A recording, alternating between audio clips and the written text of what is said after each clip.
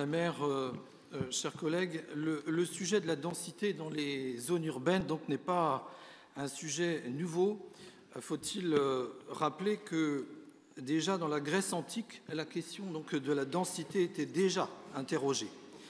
Cette notion qui nous ramène à la manière dont on conçoit, on imagine la ville, a fortement évolué au fil du temps.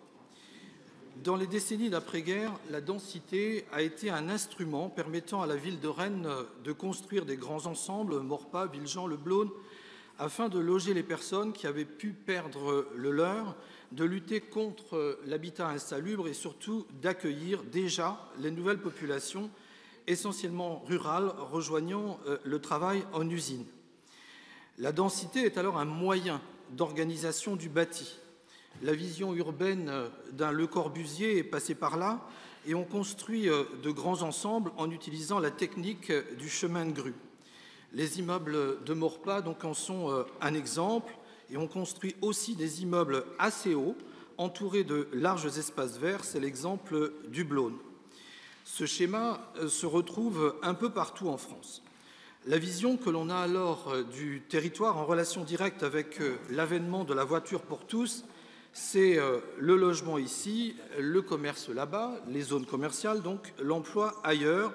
Chacun est appelé à se déplacer. À ce moment-là, les questions écologiques ne sont pas évoquées.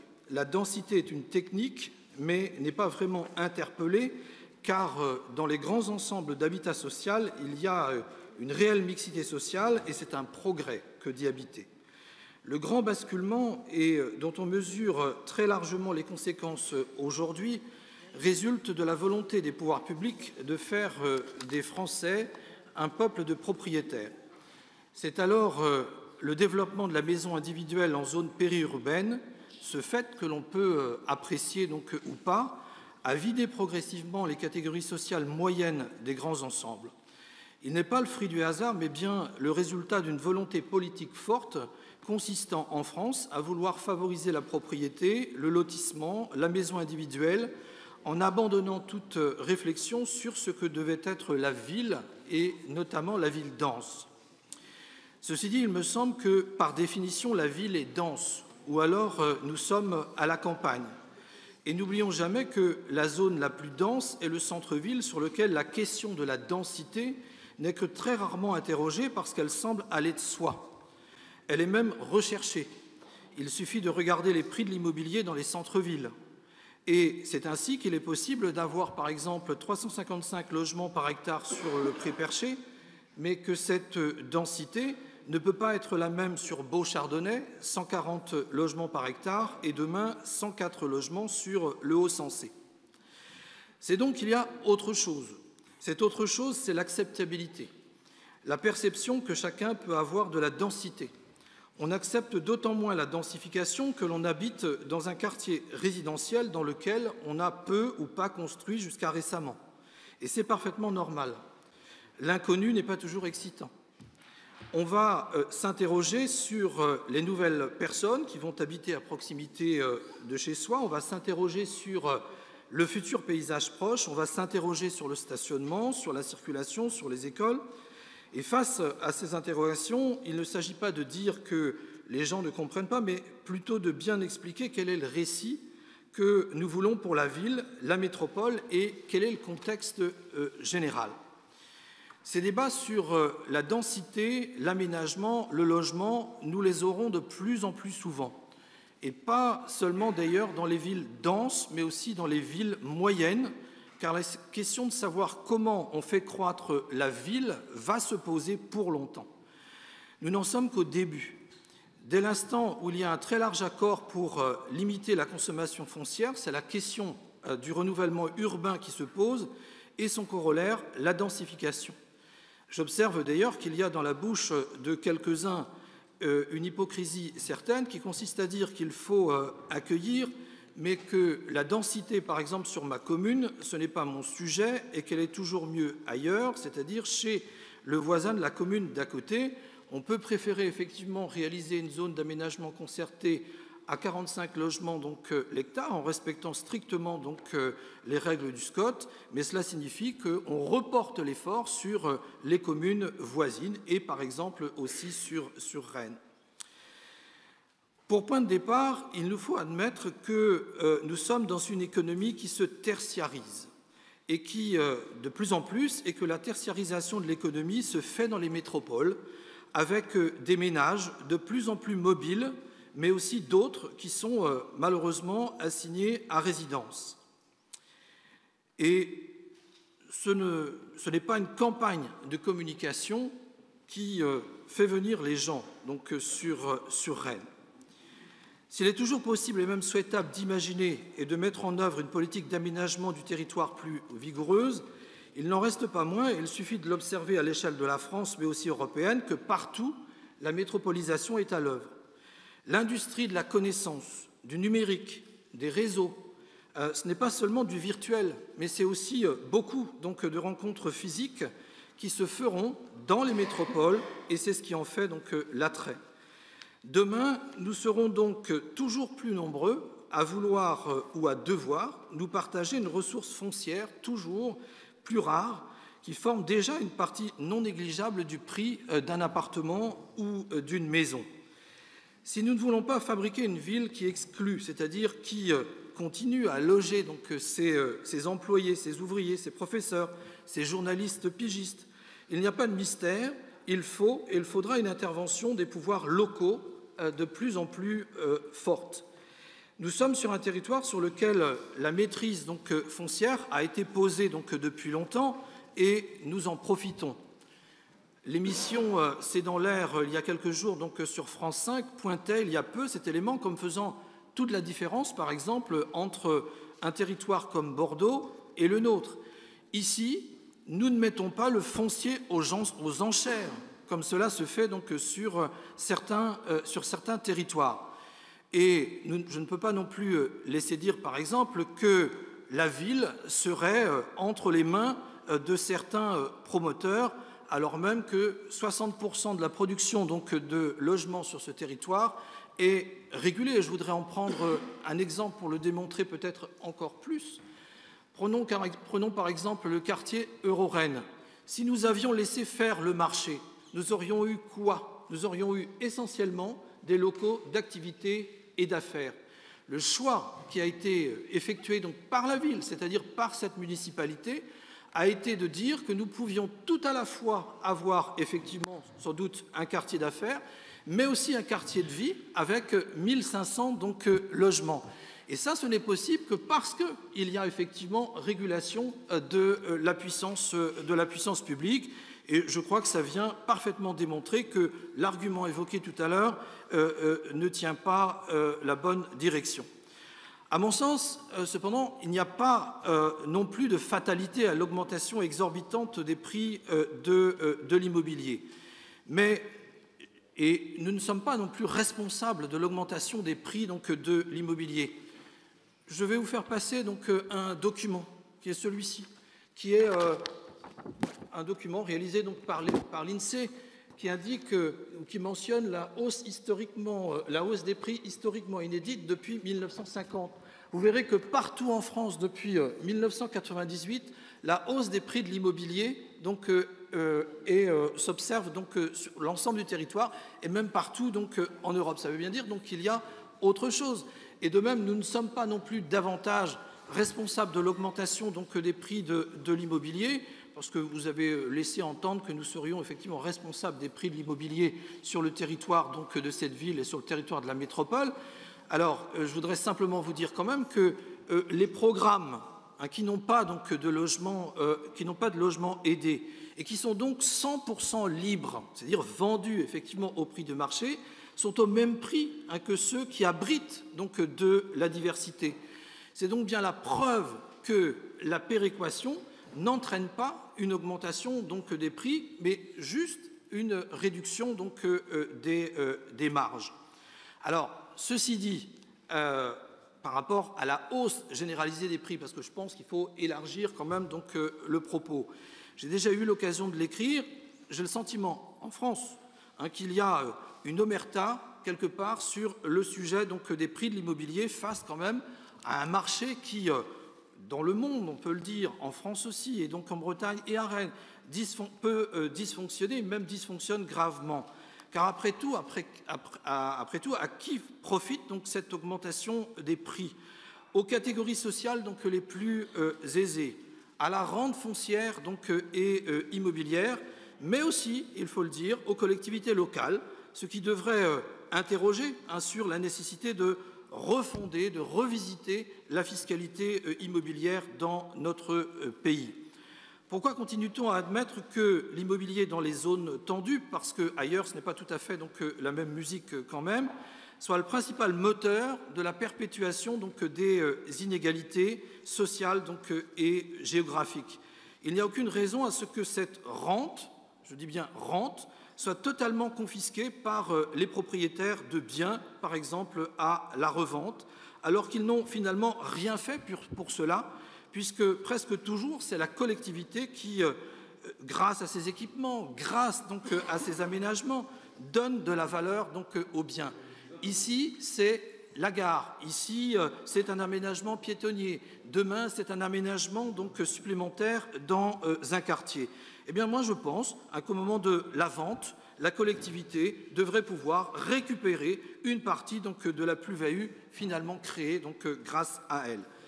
Car oui, il y a donc des solutions, mais pas une pluralité de mesures plus ou moins importantes qui peuvent faire la différence et donner effectivement la possibilité au plus grand nombre de se loger sur la métropole. D'abord, il faut effectivement continuer à construire. S'il considère que le marché de l'immobilier en est un, cela plaiderait plutôt pour des constructions de plus en plus hautes, permettant d'augmenter l'offre et de baisser les prix et de maximiser donc la ressource foncière. Des immeubles de grande hauteur, nos prédécesseurs en ont déjà fait ici à Rennes et personne aujourd'hui donc ne propose donc leur destruction. Ces immeubles, vous les connaissez tous et toutes. Pourquoi d'ailleurs, à partir de ce point, faudrait-il finalement s'interdire donc cette option? Qui remet en cause, par exemple, aujourd'hui, l'immeuble Normandie-Saumurois ou l'immeuble d'Aiguillon sur Beau? Je ne dis pas qu'il faut généraliser cette orientation, mais je ne crois pas qu'il soit absolument nécessaire non plus donc, de l'exclure. Construire à Rennes, c'est aussi utiliser nos friches, et c'est ce qui a été fait, donc, mais il y en a quand même de moins en moins, et exploiter donc, les espaces pouvant convenir. Il y a des projets dont on parle dans la presse et qui nous occupent ici ce soir et qui semblent interpeller. La hauteur du futur siège social d'Aiguillon, on ne fera croire à personne que c'est un problème. Au contraire, c'est l'occasion de marquer donc l'entrée de ville. L'immeuble de la rue Monseigneur Moisy, je m'y arrête donc un instant, car pour le coup, on ne peut pas dire qu'il s'agit d'affreux promoteurs à la manœuvre. Il faut rappeler que le site de la rue Monseigneur Moisy, c'est un foyer et qu'il appartient donc à une SA d'HLM qui a décidé de vendre ce foncier pour pouvoir financer la construction d'une résidence habitat jeune sur la ZAC Beau-Chardonnay. Qui peut être contre? Alors, bien entendu, il faut être attentif à cette nouvelle forme urbaine qui sera proposée en remplacement, mais puisque Mme Dallouin a évoqué tout à l'heure la question des formes urbaines, c'est un sujet qui interpelle en réalité tout l'ensemble du territoire national.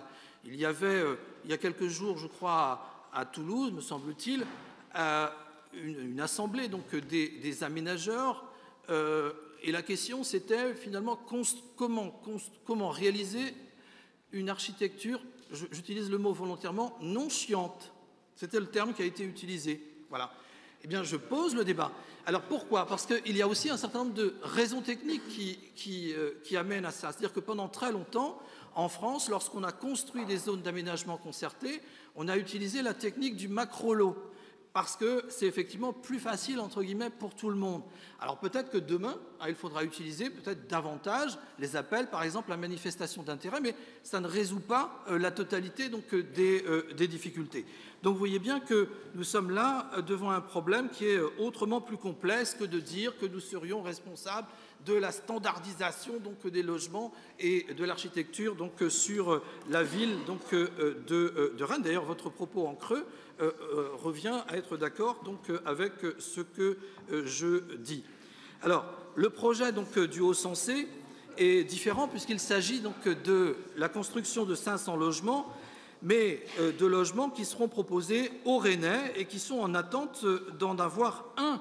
Parce que, Madame Dallouin, j'ai vu tout à l'heure que vous dites que ne manquait pas de logements à Rennes. Alors j'aimerais savoir, vous m'expliquiez ça, parce que ne pas manquer, donc on ne manquerait pas de logements, vous l'avez dit. Moi je voudrais quand même vous rappeler que, mais vous l'avez déjà entendu de ma bouche, qu'il y a aujourd'hui, par exemple, 19 000 demandeurs donc, de logements sociaux donc, sur ce territoire au 1er janvier donc, 2019. Donc oui, nous avons besoin donc, de construire 13 000 donc, sur la ville. Donc nous avons besoin effectivement de construire donc, du logement pour répondre aux besoins de celles et ceux qui expriment justement le besoin d'être logés. Alors j'entends bien donc le sujet de la densité, de l'intensité des formes urbaines, mais finalement c'est aussi cela qui permet de créer, de financer d'autres équipements qui permettront véritablement de créer aussi une vie de quartier, de pouvoir avoir des commerces qui fonctionnent, des animations. Je fais souvent, par exemple, le parallèle avec le Gast. Voilà un quartier qui périclitait. Le problème donc, a été pris à bras-le-corps et c'est aujourd'hui, je crois, la densité, l'intensité qui lui redonne une nouvelle vie avec de nouvelles formes urbaines, avec de nouveaux donc, logements, avec demain un nouveau centre commercial qui finalement s'en plaindra. Alors j'ai entendu tout à l'heure aussi que nous étions interrogés sur l'ordre, l'art et la manière de réaliser dans l'ordre. Mais je voudrais quand même dire aussi que, je vais prendre un exemple, c'est le quartier par exemple de Bourgard. J'ai souvenance qu'il y a quelques années, et avant même justement que les habitants ne soient arrivés, on nous avait demandé de livrer le centre commercial. Ce que nous avions fait en cédant à la pression amicale de la population. Mais en réalité, nous n'aurions pas dû. Nous n'aurions pas dû parce que nous avons eu les pires difficultés à faire démarrer donc, ce centre commercial. Et ce n'est que lorsque les habitants donc, sont arrivés que les choses ont pu effectivement donc, démarrer. Alors ensuite, il faut effectivement organiser cette densité pour la mettre au service d'un projet, celui d'une métropole donc, et d'une ville apaisée, d'une ville humaine. Bref, je l'ai dit tout à l'heure, dire finalement quel est notre récit pour cette ville. Pour promouvoir cette vision humaniste donc, de la ville, il faut de la régulation et surtout une volonté politique forte. Il faut dire quelles formes urbaines donc, nous voulons. Et tout cela, c'est l'objet de nos différents documents d'urbanisme, de notre politique foncière, de notre programme local de l'habitat. Alors, est-ce à dire que nous sommes surpris ou dépassés, par exemple, par le phénomène? Je ne le crois pas. En revanche, nous devons nous adapter en permanence parce que l'environnement évolue lui aussi sans cesse. C'est par exemple l'objet de notre révision à mi-parcours de notre programme local de l'habitat. Quel est notre horizon? Notre horizon, c'est celui d'une métropole donc, à 500 000 donc, habitants d'ici à 2030. Ce chiffre, il a été validé donc, il y a déjà plusieurs années et fait l'objet d'un vote donc, démocratique dans diverses instances locales. De ce point de départ découle, pour parler logement et pour éviter justement ce que certains appelleraient donc du bourrage urbain, une vision de notre territoire qui consiste à répartir le plus harmonieusement donc que possible l'effort de construction et donc d'accueil sur l'ensemble des communes donc de la métropole. C'est l'application donc de la ville archipel qui ne laisse pas justement la ville donc s'étaler à perte de vue, qui préserve aussi donc la ceinture verte. Et un chiffre a été donné donc, tout à l'heure par Sébastien Semmeril qui disait que 78% finalement du territoire de la métropole, c'est de la nature ou de l'agriculture. Le PLH, lui, mentionne que sur les 24 000 logements donc, à livrer sur la période 2015 à 2020, eh bien, ceux-ci seront livrés pour 50% dans les 5 communes donc, du cœur donc, de la métropole, 20% dans les communes qui sont dites pôles et 30% dans les communes donc, dites de proximité. Il y a donc bien, là aussi, une volonté donc, de répartir l'effort de production et d'accueil, et nous ne laissons pas donc, faire les choses de cette manière. En début d'après-midi, prends un exemple. En début d'après-midi, j'étais sur une commune de la métropole qui s'appelle Languin, dans une réunion du comité de secteur Nord, pour parler PLH. Eh bien, je peux vous dire que ces communes, elles sont moins frileuses que ce que j'entends aujourd'hui. Je vais vous donner quelques chiffres, parce qu'il faut rapporter tout ça à la proportion donc, de la commune. Languin, petite commune, 82 logements supplémentaires. Romillet veut réaliser 304 logements donc, supplémentaires.